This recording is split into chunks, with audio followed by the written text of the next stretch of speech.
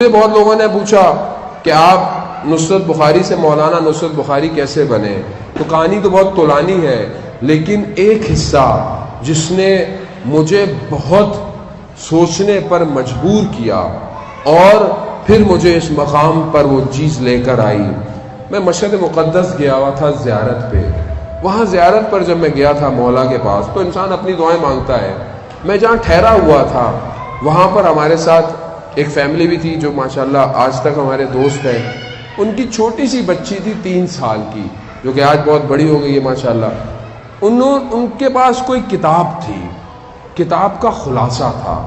وہ کتاب بچی کھیلتے کھیلتے وہ کتاب لا کر کمرے میں آئی اور چلی گئی۔ میں جب کمرے میں آیا تو میں نے دیکھا کہ کتاب رکھی ہوئی ہے۔ اس کتاب پہ کیا لکھا تھا؟ امام زمانہ کے اصحاب کی خصوصیات۔ میں نے جب وہ کتاب دیکھی تو میں نے اس کے ورق پلٹے تو مجھے ایک 5ویں امام باقر علیہ السلام کی حدیث ملی۔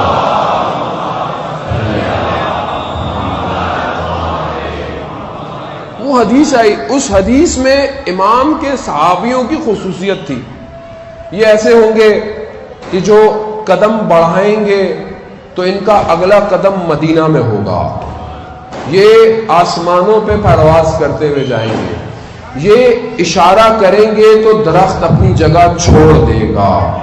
نیچے ضمیمہ لکھا ہوا تھا کہ اگر آپ کسی ایسے شخص کو اپنے اطراف میں دیکھیں تو آپ اس کی پیروی کریں، اور اگر آپ کو کوئی ایسا شخص نظر نہ آئے تو ان خصوصیات کو اپنے اندر ایجاد کریں۔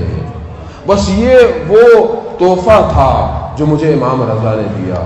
میں سوچنے پر مجبور ہو گیا کہ میں ان خصوصیتوں کو اپنے اندر پیدا کروں۔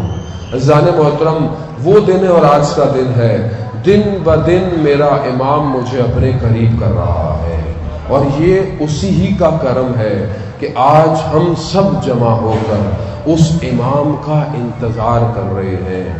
پھر میں شاعر صاحب کے اس مصرے کی طرف کہ یہ امر الہی ہے، یہ سیاسی بیان نہیں ہے، تم گمان نہ کرو، یہ قرآن کی آیتوں کا مصداق ہے جس کا انتظار ہو رہا ہے۔